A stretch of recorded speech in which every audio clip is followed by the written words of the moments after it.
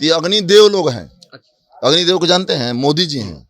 अग्निदेव लोग हैं, देश में सब आग लगाते चलते हैं लोग, दंगा फसाद नफरत। माफी वीर के ये लोग संतान हैं और ये लोग अग्निवीर लेकर के आए हैं कि अग्निपथ भर्ती योजना ये सेना की तबाही की योजना है, सेना के साथ छेड़छाड़ की योजना है। भाजपा होश में आए, मोदी जी होश में आए। सेना आपकी नहीं है, ये सेना मुल्क की है। मुल्क के उन लाखों करोड़ों किसान माओ खेत खलिहानों के संतानों से सेना बनी है। आप ये माफी वीरों से देश की सेना नहीं बनी है।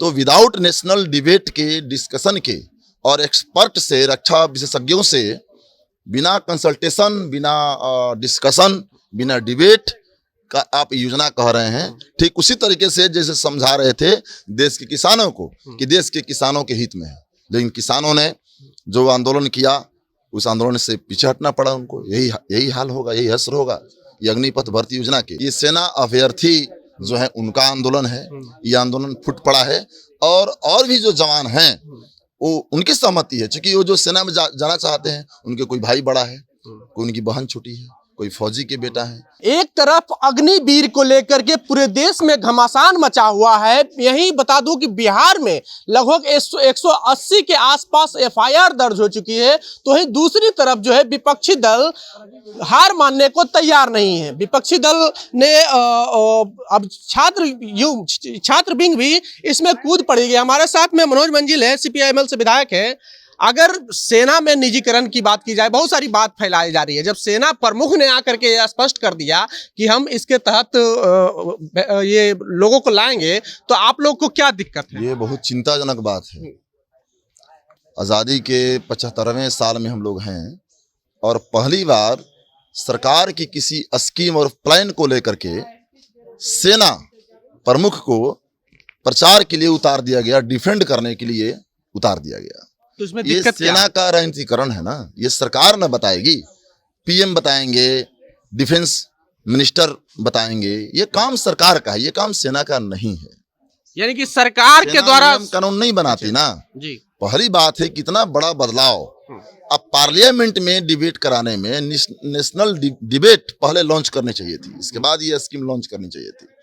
तो विदाउट नेशनल डिबेट के, डिस्कशन के और एक्सपर्ट से, रक्षा विशेषज्ञों से, बिना कंसल्टेशन, बिना डिस्कशन, बिना डिबेट का आप योजना कह रहे हैं। ठीक उसी तरीके से जैसे समझा रहे थे देश के किसानों को कि देश के किसानों के हित में है, लेकिन किसानों ने जो आंदोलन किया उस आंदोलन से पीछे हटना पड़ा उनको। यही हाल होगा, यही असर होगा ये अग्निपथ भर्ती योजना के। ये अग्निदेव लोग हैं। अग्निदेव को जानते हैं? मोदी जी हैं। अग्निदेव लोग हैं, देश में सब आग लगाते चलते हैं लोग, दंगा फसाद नफरत। तो अग्निदेव अग्निवीर योजना लेकर के आए हैं। माफी वीर के ये लोग संतान हैं और ये लोग अग्निवीर लेकर के आए हैं। देश की सेना का ये ताकत, मनोबल और उसके जोश को, बलिदान की जो भावना होती है मुल्क के लिए लड़ने का और युद्धों में अपनी जान न्यौछावर करने की जो जज्बात होती है, इस जज्बात को ये क्षरण कर देगा अग्निपथ भर्ती योजना। अच्छा, एक तरफ इसको डिफेंड करने के लिए एक तर्क दिया जा रहा है कि जिसको इसमें भर्ती होना है उस वर्ग के, उस उम्र के युवा कोई सड़क पर उतर नहीं रहे हैं। उतर रहे हैं कौन? 25 वर्ष, 30 वर्ष, 40 वर्ष के लोग सड़क पर उतर रहे हैं। आपको गलत जानकारी है। जितने एफआईआर लॉजेस हुए हैं और जो 1200 गिरफ्तारियां हैं, मैं समझता हूं कि ये सारी गिरफ्तारियां 17 से 25 साल वाले उम्र के लोगों की है।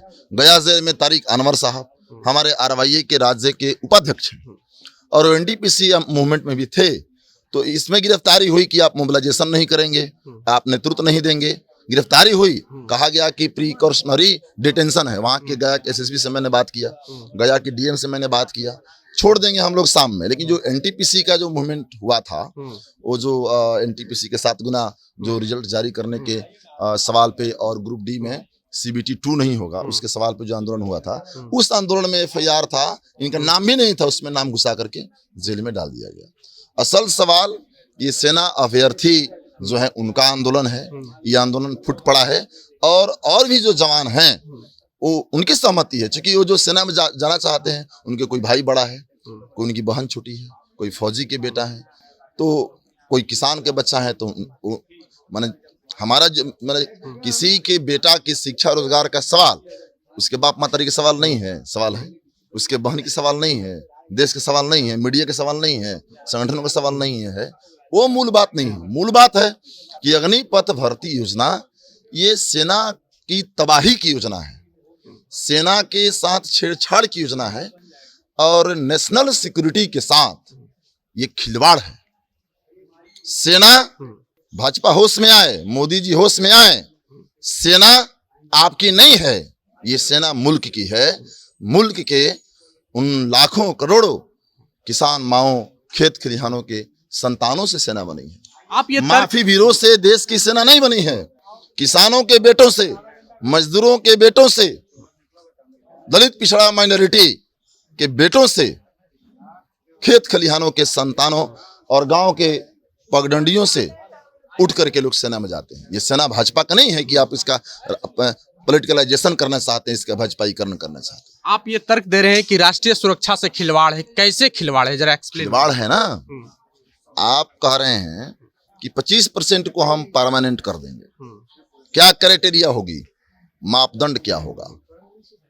लोग आशंका जता रहे हैं कि सिफारिश पर लेंगे और 75% आप निष्कासित करेंगे, निष्कासित वीर बना देंगे, पूर्व सैनिक का दर्जा भी नहीं रहेगा।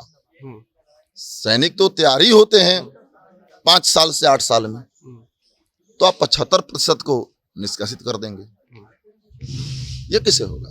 आप ले रहे हैं तो परमानेंट लीजिए उनका, जिसे पहले से होते रहा है।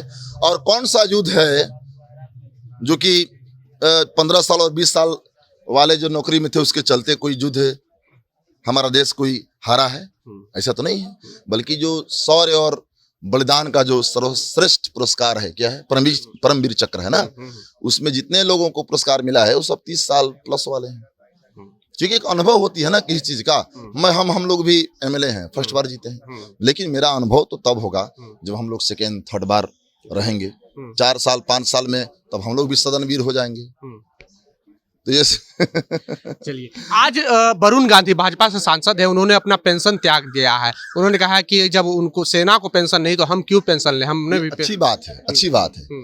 लेकिन सरकार ये देखिए, पेंशन के पीछे सेंस ये है कि कोई भी आदमी देश का सेवा करता है पूरी जिंदगी पूरी जवानी, तो जब बुढ़ा हो गया तो उसके चूंकि उसके देश में योगदान होता है, देश के निर्माण में, देश को खूबसूरत बनाने में, देश की खुशहाली में उसका खून पसीना होता है, उसका शारीरिक और मानसिक मेहनत होती है। तो बुढ़ा हो जाएगा तो कमाएगा नहीं। तो इसीलिए ये पेंशन होनी चाहिए, सबको पेंशन होनी चाहिए। एक व्यक्ति के त्यागने से त्यागें, अच्छी बात है, अच्छी भावना है, लेकिन त्यागने से ये आप लड़ाई जीत नहीं जाएंगे। हम कह रहे हैं सबको पेंशन मिलनी चाहिए। जो भी सरकार, हम लोग तो कह रहे हैं खेत मजदूरों को पेंशन मिलना चाहिए, रिक्शा चालकों को पेंशन मिलना चाहिए, विकलांगों विधवाओं को जो 400 दे रहे हैं वो कम से कम आपको महीने में 3000 उनको पेंशन मिलनी चाहिए। ये लड़ा पेंशन इसलिए खत्म करने वाली बात नहीं होनी चाहिए, पेंशन सबको मिलनी चाहिए। तो पेंशन सबको मिलनी चाहिए। और देश की जो सुरक्षा व्यवस्था पर जो सवाल खड़े हो रहे थे कि जब तीनों सेनाओं को प्रचार प्रसार में उतार दिया जाता है, मनोज मंजरी का कहना है कि तीनों सेनाओं को राजनीतिकरण किया जा रहा है, क्योंकि जिस तरह से सरकारी कार्यक्रम का प्रचार प्रसार करने का जरिया नहीं है सेना का एक अलग ढांचा है, उनका काम करने का अलग तरीका है। तो क्या आपको लगता है कि सेना का राजनीतिकरण किया जा रहा है? क्या सेना सरकार को डिफेंड कर रही है? इन सभी बातों पर अपनी प्रतिक्रिया दीजिए। बहुत बहुत धन्यवाद।